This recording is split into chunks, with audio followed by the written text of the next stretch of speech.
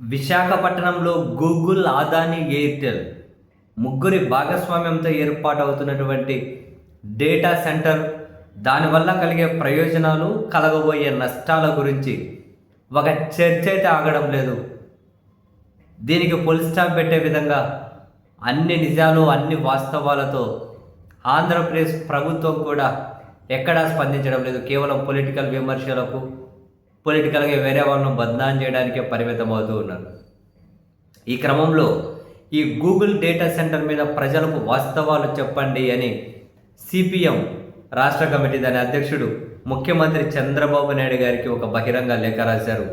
ఈ లేఖలో వాళ్ళు కీలక అంశాలు ప్రస్తావించారు. ఈ డేటా సెంటర్ ద్వారా 1,80,000కు పైగా ఉద్యోగాలు లభిస్తాయని ప్రభుత్వం ప్రచారం చేసుకుంటూ ఉన్నారు. ఇరుగు పొరుగు రాష్ట్రాల వారు కుళ్ళుకుంటున్నారు, ప్రతిపక్ష పార్టీలు ఓర్చుకోలేకున్నారు అని చెప్పి మీ ప్రభుత్వం ప్రచారం చేసుకుంటూ ఉంటే, మీ కూటమి ప్రభుత్వంలోనే భాగస్వామిగా ఉన్న బీజేపీ నేతలే అన్ని ఉద్యోగాలు రావని, పర్యావరణానికి నష్టం ఉంటుందని చెప్పక తప్పడం లేదు అని చెప్పి బహిరంగంగానే మాట్లాడుతున్నారు. కేంద్ర మంత్రిగా ఉన్న పెమ్మసాని చంద్రశేఖర్ 5,000 ఉద్యోగాలు వస్తాయని చెప్పి చెబుతూ ఉన్నారు.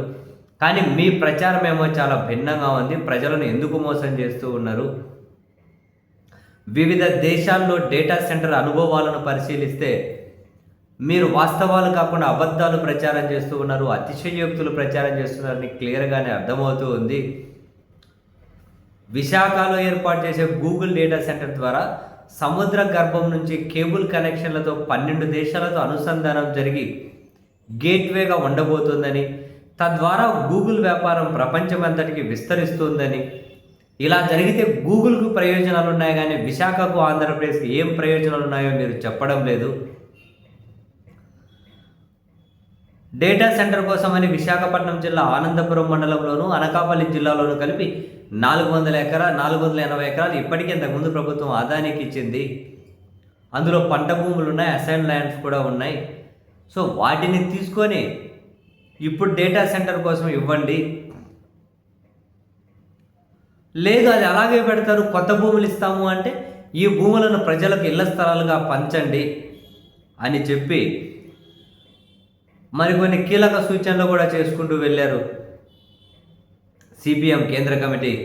అలడి భూములనే కొత్త భూములు మీరు సేకరించకండి అని చెబుతూ ఉన్నారు. ఇప్పటికీ వైజాగ్ ఐడి పార్కు పేరుతో పనోరమా హిల్స్పై 10 కంపెనీలకు పైగా స్థలాలు కేటాయించారు. ఒక్క కంపెనీ కూడా ఇప్పటికీ ప్రారంభం కాలే.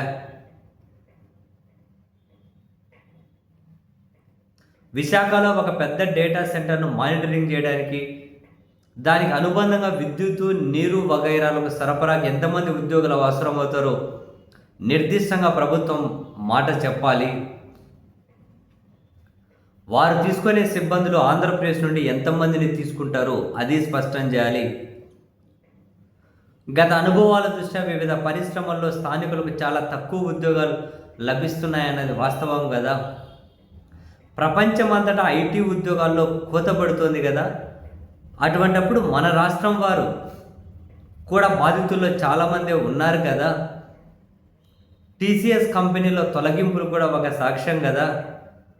సో అన్ని కంపెనీలు సిబ్బందిని తగ్గిస్తున్నాయి కదా.